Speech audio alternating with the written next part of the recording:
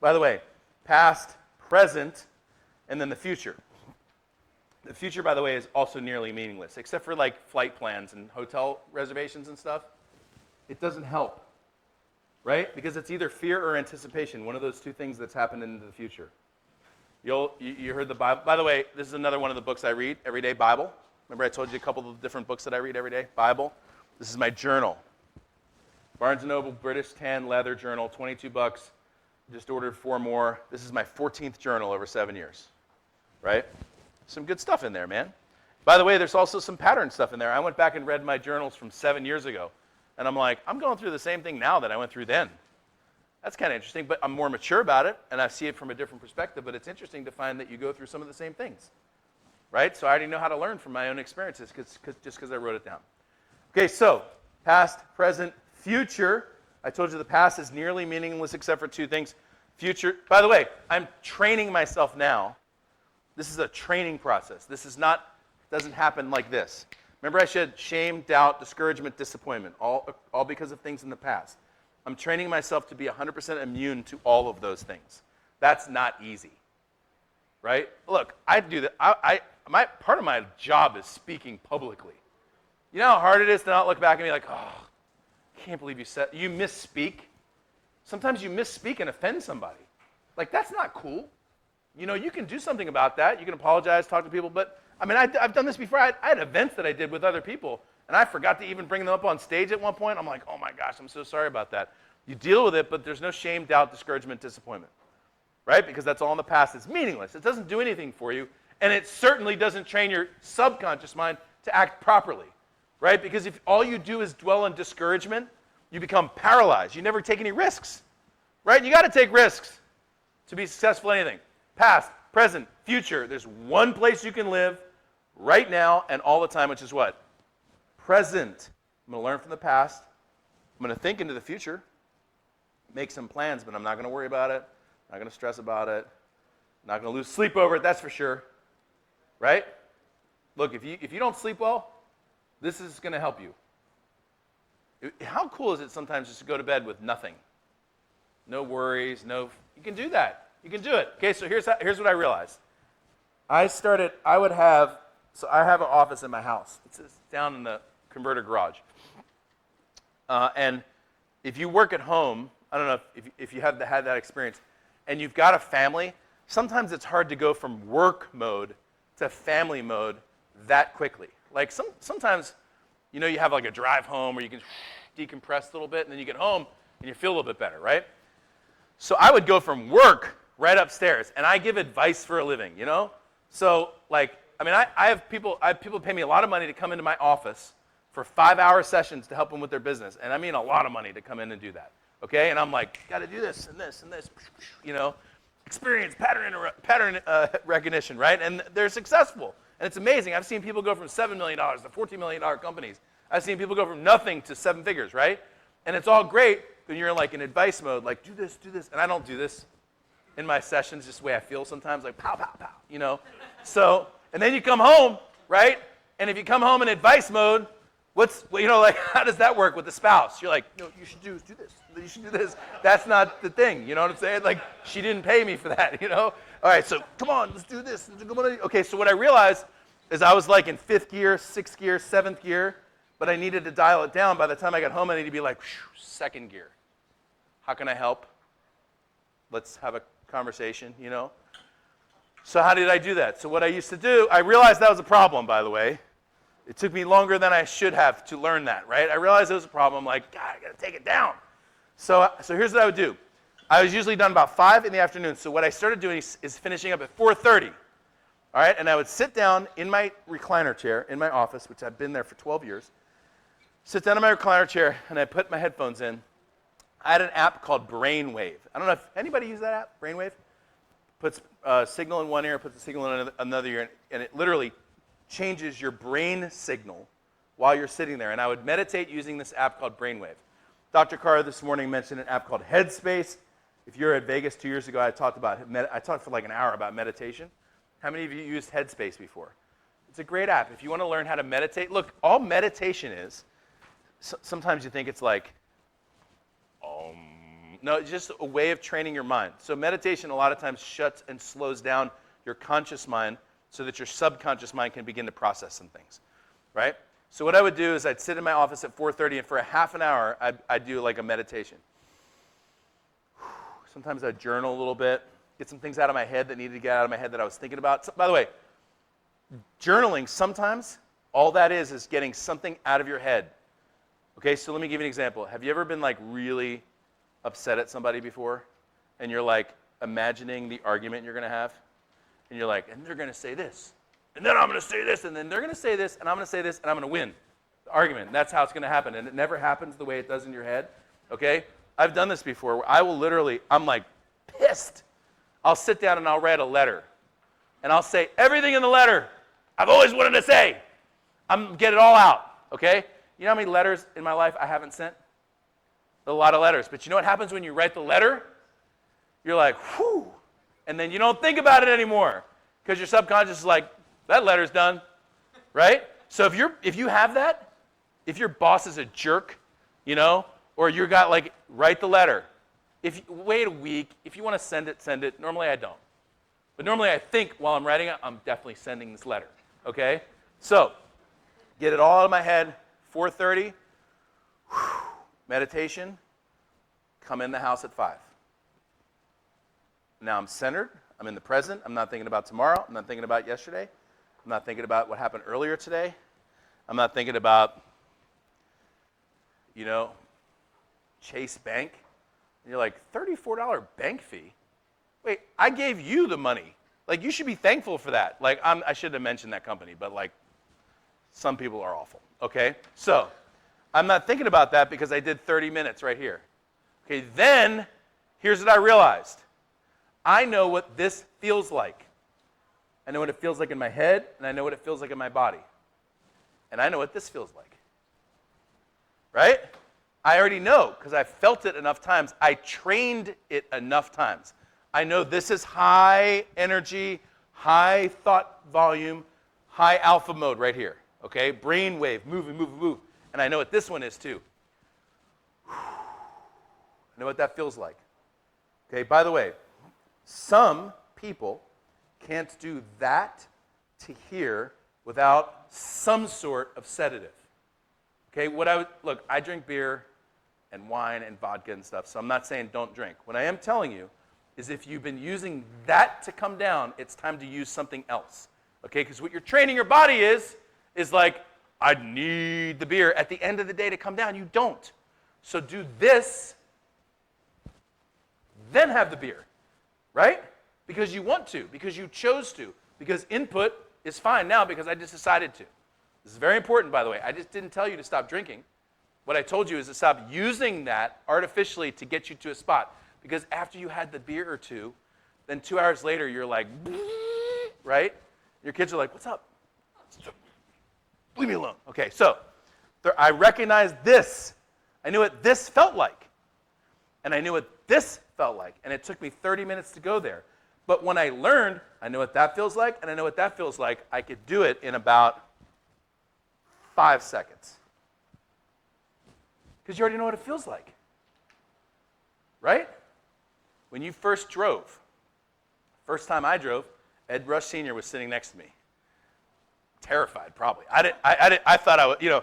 But the first time you learn to drive, you know when you shift from park to drive? You're like, reverse, neutral, 2-1-1, no, drive, okay? You know, that's hard the first time. You have to think about it the first time. The first time you push the accelerator, you're like, you have to think about it the first time. Do you think about that now? You get in the car, boom, boom, you're off, right? The car's changed since then. Now you just push a button, turn a little dial or whatever you do to get to drive. It doesn't matter. You don't even think about it. You don't think about it. Why? Because you trained it into your subconscious mind, right? First time you went from trail to lead. That probably felt weird. You know? Have you ever been running and you're like watching yourself run with your mind as you're running and like, that feels weird, you know? That feels weird. Do you think about that now? No. Why? Because you trained it into your subconscious mind. Same with this, right? So end of the workday, 30 minutes, train it into my subconscious mind, end of the workday, 5 seconds. What would it be like to be able to turn that on and off on demand? There's some games you have to come up for because that team stinks and they're really good and you already know it's a 40-point game, right?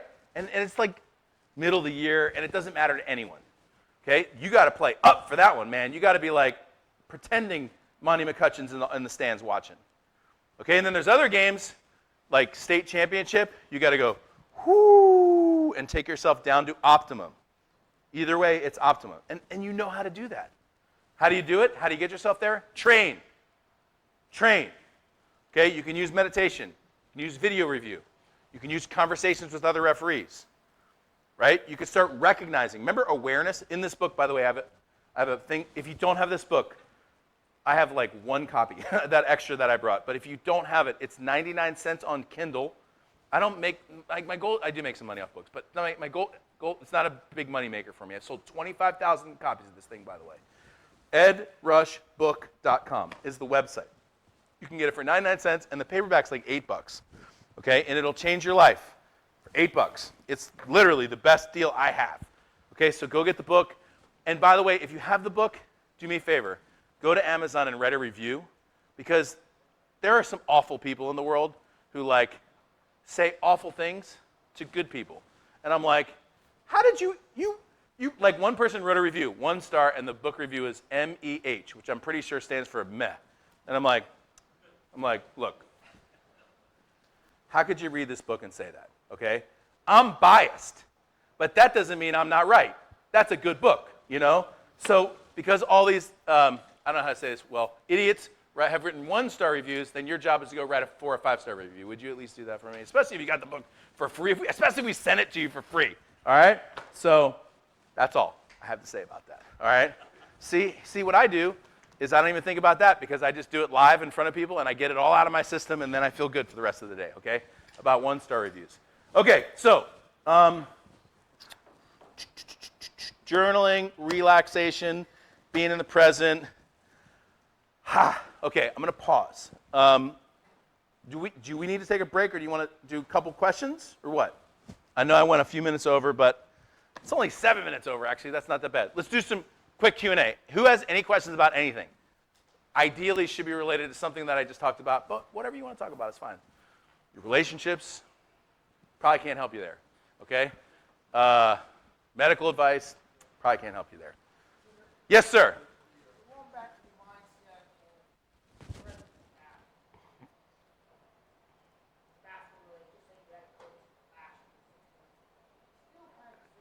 Yep. If you have a coach, incident with a coach. Yes. Okay. So, yes. Yes. Great. Good. So if you have an incident with a coach 6 months ago, but you still think about it. By the way, first thing to do is acknowledge that's totally normal. That happens to all of us. Okay. So sometimes what happens is you get into these mind patterns and you're like, what's my problem? Everybody, Ed Rush Jr. doesn't seem to have that. Yeah, I do.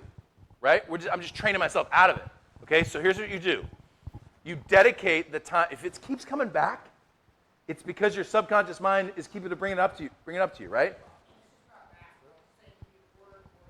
Yeah, work or relationship or somebody that you like thought was a friend of yours and then they stabbed you in the back and you're like, dang. Okay, so there are some times when your subconscious mind keeps bringing something up and it means you just have to deal with it, okay? It's in regret and shame and discouragement and doubt or whatever, and you just need to move it into what? In the past. There's only 2 things in the past, which are what? Experience or pattern recognition, okay? And so here's what I'll do. Sometimes, like I know that you it's hard to believe, but there are some times when I'm like sad. You ever been sad before? You're just like, gosh, man, life is hard. You know, I'm trying to get this political movement off the ground, by the way. And the amount of force in our nation pushing back inertially against something like this is insane. 61% of the country, by the way, says that they would vote for a third party if they were given a viable option. But also, at the same time, I'm going to make a side point, and then I'm going to come back to this. I went and spoke at this conference last year, like 10,000 people. It's this big libertarian conference. And they had all of these people who were like, we need to start a third party. Okay, so I'm like, Yeah, that's what I'm doing. Let's do this, okay? I went up to, I ran out of fingers and toes to count the number of people that I went to who said this. I'm like, there was a guy who wrote a book called The Third Party. It's like this best-selling book. And I said, hey, you and I need to get together and talk. I'm doing what you wrote about. And he goes, it'll never happen. I'm like, you wrote the book! That is messed up, man. And so this group of people believe in two things. Number one, we should have a new system in our country. Number two, it'll never happen. You know how stupid that is to believe so strongly in something? Okay, so the inertia of that is very difficult. And so sometimes I'm like, dang. Like I read the news and I'm like, and it kind of frustrates me, right? But that frustration isn't getting me anywhere. And so sometimes what I'll do, I'm not kidding you, I will literally allocate time to be sad, frustrated, and discouraged. And a lot of times what I do, you can ask my son, because I do this a lot. I'll just put my headphones on, put a little noise reduction thing in, maybe some music or my Brainwave app, and I'll write it all out. I will just start writing, right? Like, it's full pages worth of stuff. I'm not even necessarily writing to anyone, although most of my writing in my journal, because of my belief system, I'm praying. So I'm talking to God in my writing. That's how I do it. I find that to be very effective because you can unleash that, you know? You're like, come on, God, like, you want this, and I want it, so what's up? You know? And then you'll go and read, like, this isn't even a religious talk, but I don't know if you've ever read the Psalms before, but some of those Psalms, there's one that says, wake up, God, why are you sleeping? And I'm like, I wouldn't normally pray that, but it's in there. I'm like, wake up, God, why are you sleeping? You know? Hey, you wrote it. I didn't. All right, so I'll allocate time. 20 or 30 minutes, get it out of my system, okay? And then when it comes back up again, I'm like, you had that already. I had allocated time, okay? Like I said, sometimes in life, man, things happen, you know? You lose loved ones, you know? Your wife, husband, whatever, something happens there. They leave you or whatever. Well, you can't be like, Ed said to be like really mentally tough, so this isn't going to bother me at all. That will mess you up. Worse, you know, because you got to deal with some of that stuff, okay? So talk it through. That's helpful, by the way. Sometimes you got to find somebody to just talk it through with. That's, by the way, that's like the biggest value, I think, of referee associations. You can sit there and talk it through over a beer with a guy and be like, gosh, that coach is a jerk. Yeah, he's a jerk. And then, you know, you get it out of your system, you're like, I feel better now, okay? So move on. Yeah, so allocate time for that. I like that. Yes?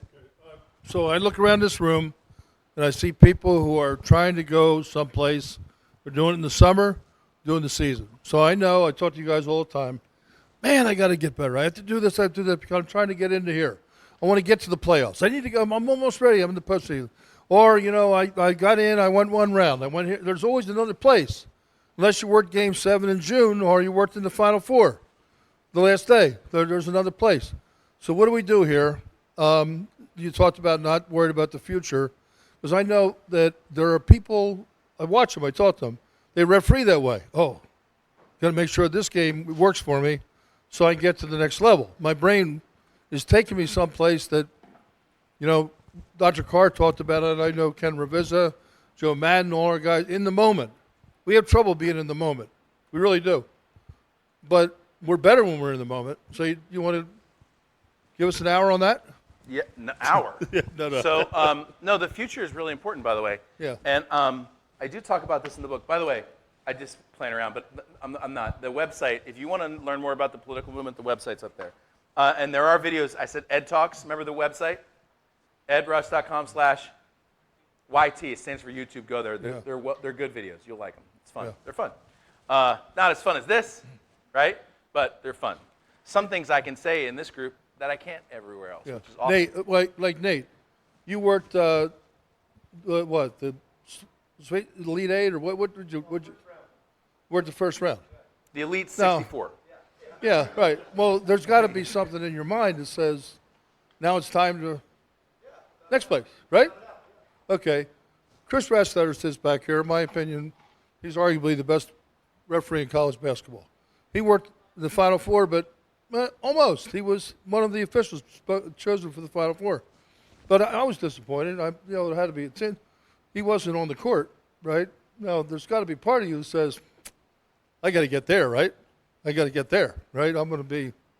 So, So let's talk about the future. yeah, So- so I just gave you examples. I mean, these are high-profile examples, obviously, but isn't everybody in the same place, sort of?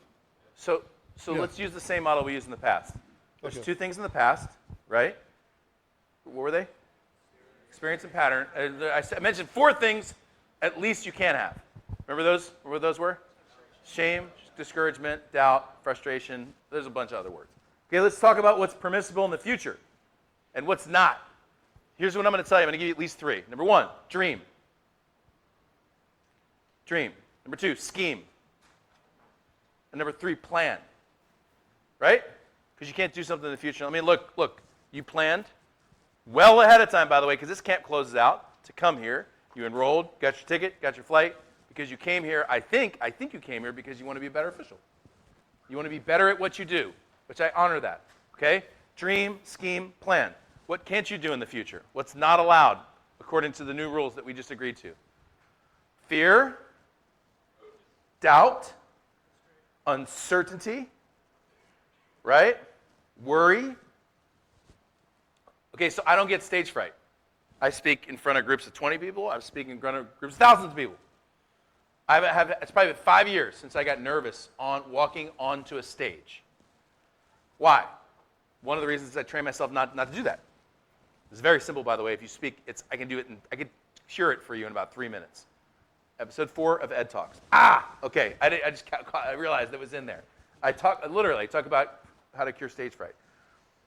The reason why people get nervous into the future is because you're thinking about, so when you're fearful of something, like if you get nervous for today's game, which you might, you're getting a little nervous because of what? You're worried that you're going to do what? That you're going to screw up, okay? But remember, your subconscious mind is an input device, okay? So if you're like, man, I hope I don't screw up. What did your subconscious mind, remember when he said, don't look at Ed Rush, don't look at Ed Rush. You either looked at him or you're like, imagined looking at him. You know what I'm saying? But by the way, your brain, this is very important. Your brain does not understand negatives, okay? So if you tell your kid, don't screw up today, his mind, her mind just imagined screwing up because you can't not screw up, imagine, unless you imagine screwing up, right? There used to be a guy, goodness gracious, one of the supervisors used to have a phrase. This is when I was in my 20s.